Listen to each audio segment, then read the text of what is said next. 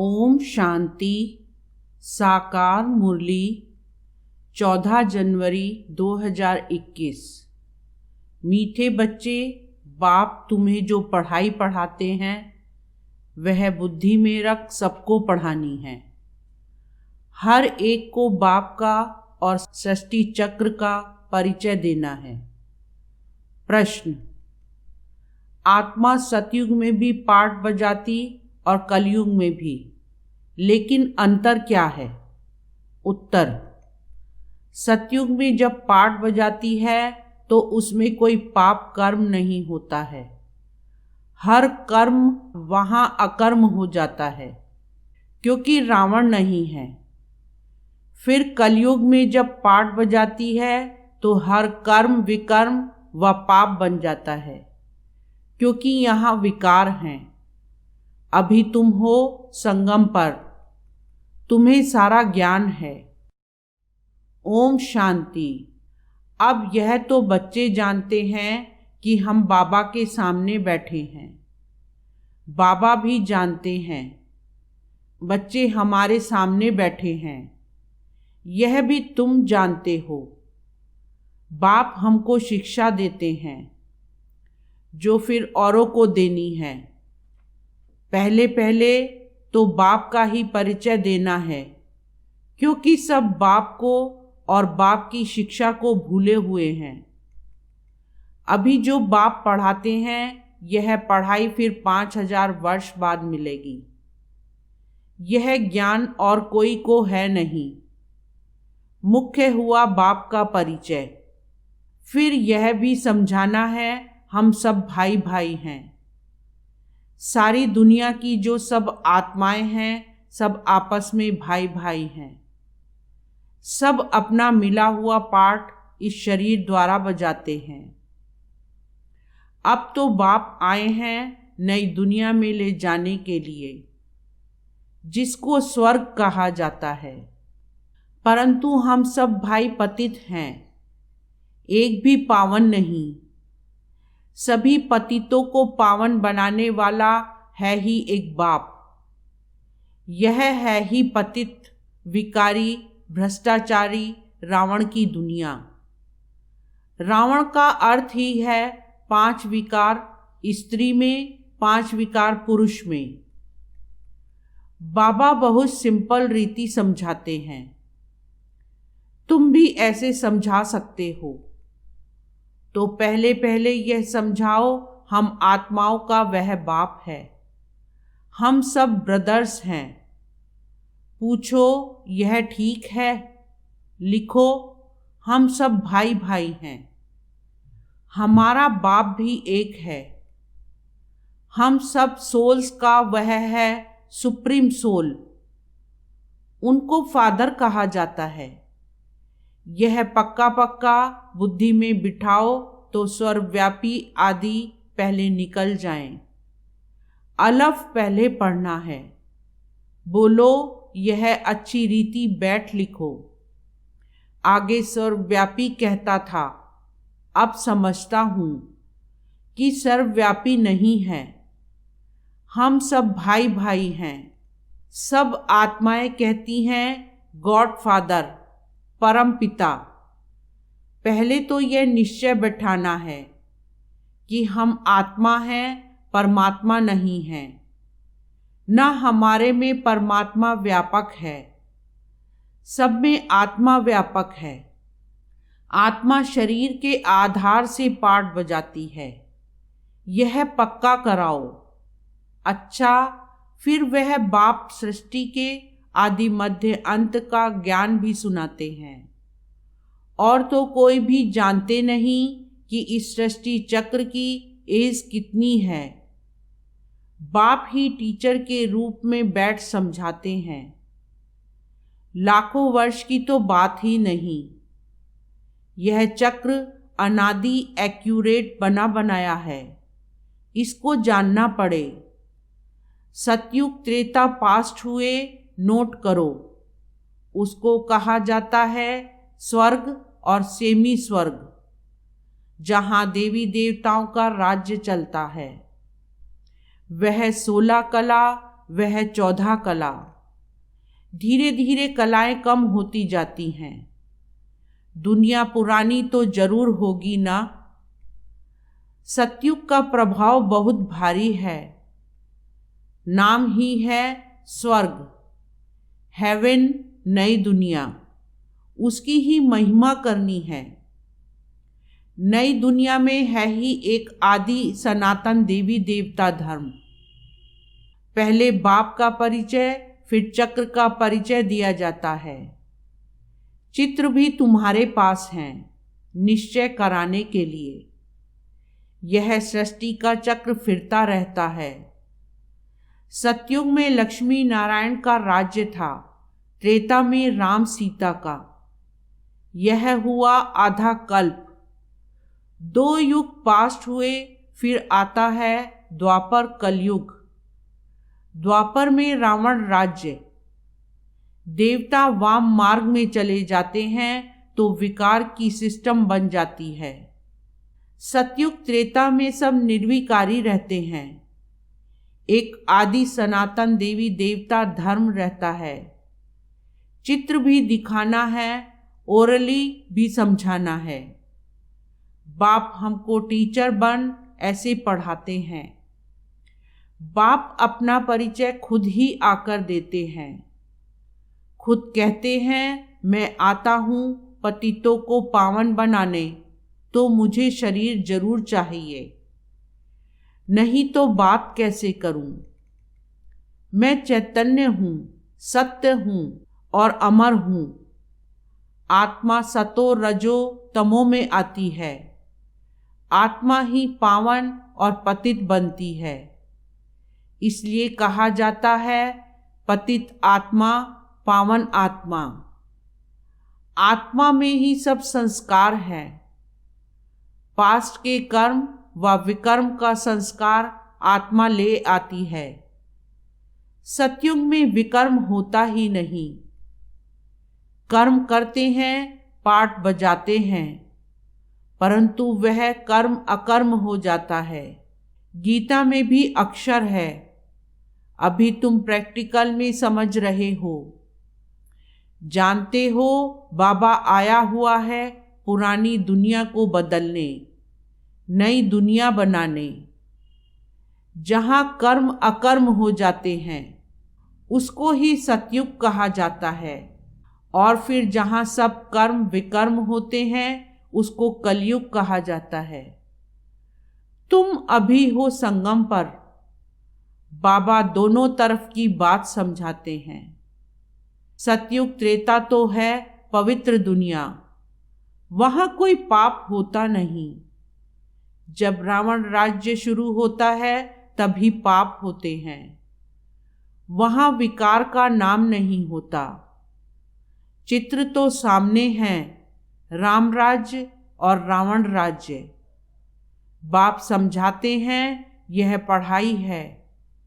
बाप के सिवाय और कोई नहीं जानता। यह पढ़ाई तो तुम्हारी बुद्धि में रहनी चाहिए। बाप भी याद आता है। चक्र भी बुद्धि में आ जाता है। सेकंड में सब याद आ जाता है। वर्णन करने में देरी लगती है। इनके 3 फाउंटेन हैं। झाड़ ऐसा होता है। बीज और झाड़ सेकंड में याद आ जाएंगे। यह बीज फलाने झाड़ का है, ऐसे इनसे फल निकलता है। यह बेहद का मनुष्य सृष्टि रूपी झाड़ कैसे है, इनका राज तुम समझाते हो। बच्चों को सारा समझाया है। आधा कल्प डायनेस्टी कैसे चलती है। फिर रावण राज्य होता है तो जो सतयुग त्रेतावासी हैं वही द्वापरवासी बनते हैं। झाड़ वृद्धि को पाता रहता है। आधा कल्प के बाद रावण राज्य होता है। विकारी बन जाते हैं। बाप से जो वर्षा मिला वह आधा कल्प चला। नॉलेज सुनाकर वर्षा दिया, वह प्रालब्ध भोगी अर्थात सतयुग त्रेता में सुख पाया। उसको सुखधाम सतयुग कहा जाता है। वहाँ दुख होता ही नहीं। कितना सिंपल समझाते हैं। एक को समझाते हो या बहुतों को समझाते हो तो ऐसे अटेंशन देना है। समझता है, हाँ हाँ करता है, बोलो, नोट करते जाओ। कोई शंका हो तो पूछना। जो बात कोई नहीं जानता वह हम समझाते हैं। तुम कुछ भी जानते नहीं हो, पूछेंगे फिर क्या। बाबा तो इस बेहद झाड़ का राज समझाते हैं।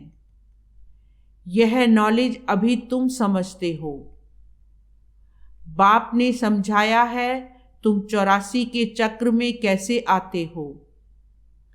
यह अच्छी रीति नोट करो, फिर इस पर विचार करना है। जैसे टीचर ऐसे निबंध देते हैं फिर घर में जाकर रिवाइज कर आते हैं ना, तुम भी यह नॉलेज देते हो। फिर देखो क्या होता है, पूछते रहो। एक एक बात अच्छी रीति समझाओ।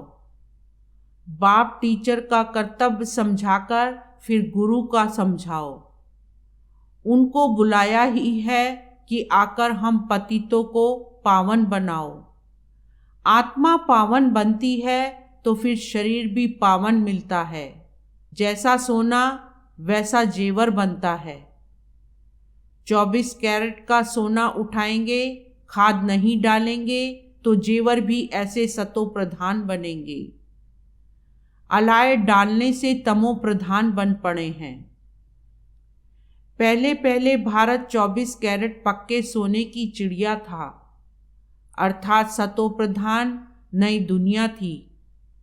फिर तमो प्रधान बनी है। यह बाप ही समझाते हैं और कोई मनुष्य गुरु लोग नहीं जानते। बुलाते हैं आकर पावन बनाओ, सो तो गुरु का काम है। वानप्रस्थ अवस्था में मनुष्य गुरु करते हैं। वाणी से परे स्थान तो है इन कॉर्पोरियल वर्ल्ड, जहाँ आत्माएं रहती हैं।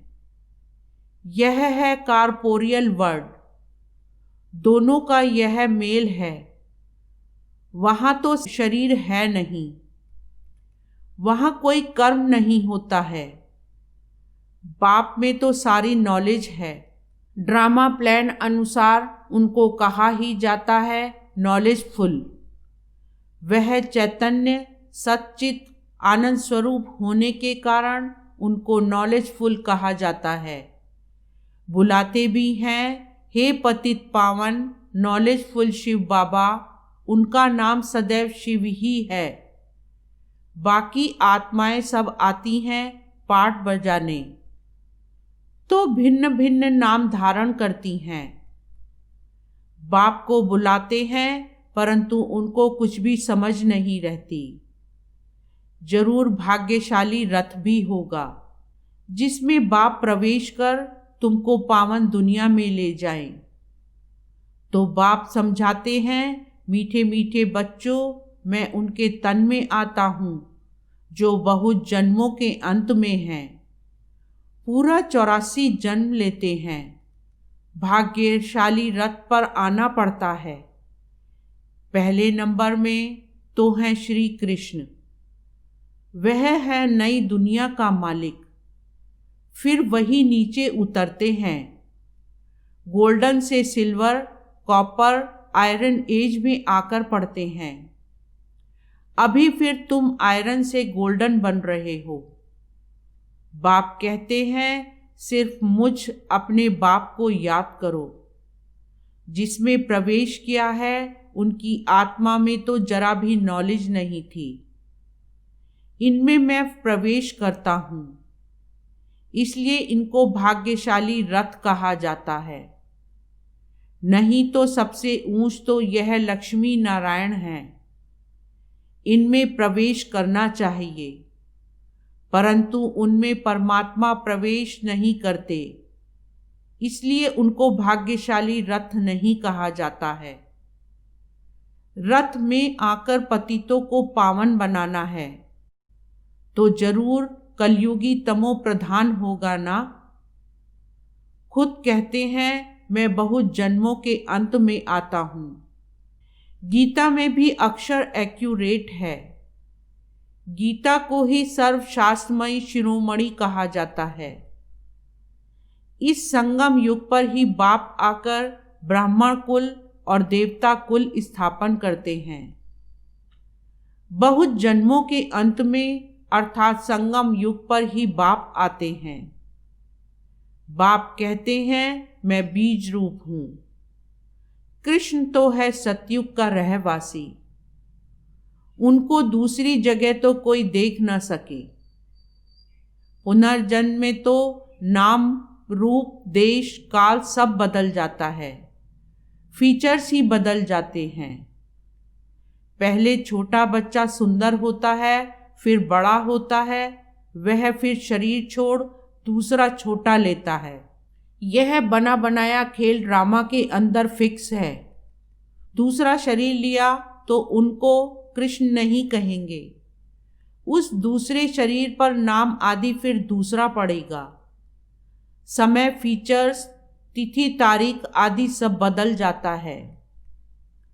वर्ड की हिस्ट्री, ज्योग्राफी हूबहू रिपीट कहा जाता है, तो यह ड्रामा रिपीट होता रहता है। सतो रजो तमो में आना ही है। सृष्टि का नाम, युग का नाम सब बदलते रहते हैं। अभी यह है संगम युग। मैं आता ही हूँ संगम पर।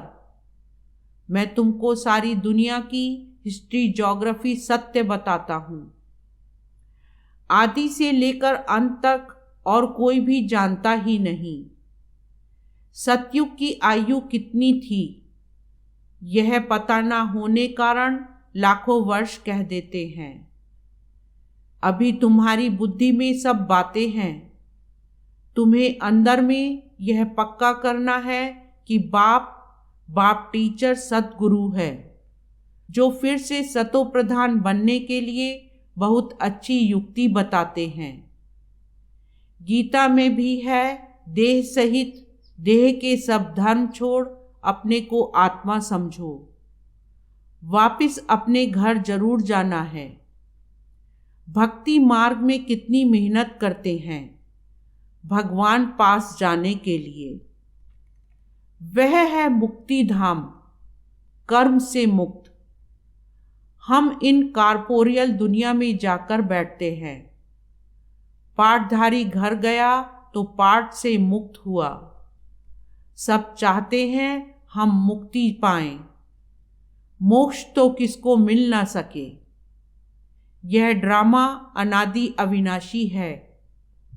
कोई कहे यह पाठ आने जाने का हमको पसंद नहीं, परंतु इसमें कुछ कर ना सके।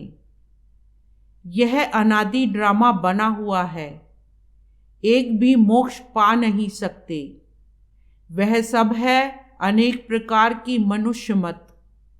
यह है श्रीमत, श्रेष्ठ बनाने के लिए। मनुष्य को श्रेष्ठ नहीं कहेंगे। देवताओं को श्रेष्ठ कहा जाता है। उन्हों के आगे सब नमन करते हैं, तो वह श्रेष्ठ ठहरे ना। कृष्ण देवता है, बैकुंठ का प्रिंस। वह यहाँ कैसे आएगा? ना उसने गीता सुनाई। शिव के आगे जाकर कहते हैं हमको मुक्ति दो। वह तो कभी जीवन मुक्त, जीवन बंध में आते ही नहीं, इसलिए उनको पुकारते हैं मुक्ति दो। जीवन मुक्ति भी वह देते हैं। अच्छा, मीठे मीठे सिकीलदे बच्चों प्रति माता पिता बाप दादा का याद प्यार और गुड मॉर्निंग। रूहानी बाप की रूहानी बच्चों को नमस्ते। रूहानी बच्चों की रूहानी बाप को नमस्ते। धारणा के लिए मुख्य सार। फर्स्ट पॉइंट, हम सब आत्मा रूप में भाई भाई हैं।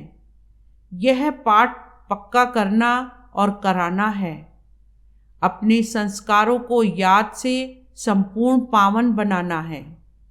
सेकंड पॉइंट, 24 कैरेट सच्चा सोना सतो प्रधान बनने के लिए कर्म अकर्म विकर्म की गुह्य गति को बुद्धि में रख अब कोई भी विकर्म नहीं करना है। वरदान, समय पर हर गुण व शक्ति को यूज करने वाले अनुभवी मूर्त भव। सार, ब्राह्मण जीवन की विशेषता है अनुभव। अगर एक भी गुण व शक्ति की अनुभूति नहीं तो कभी न कभी विघ्न के वश हो जाएंगे। अभी अनुभूति का कोर्स शुरू करो। हर गुण व शक्ति रूपी खजाने को यूज करो। जिस समय जिस गुण की आवश्यकता है उस समय उसका स्वरूप बन जाओ।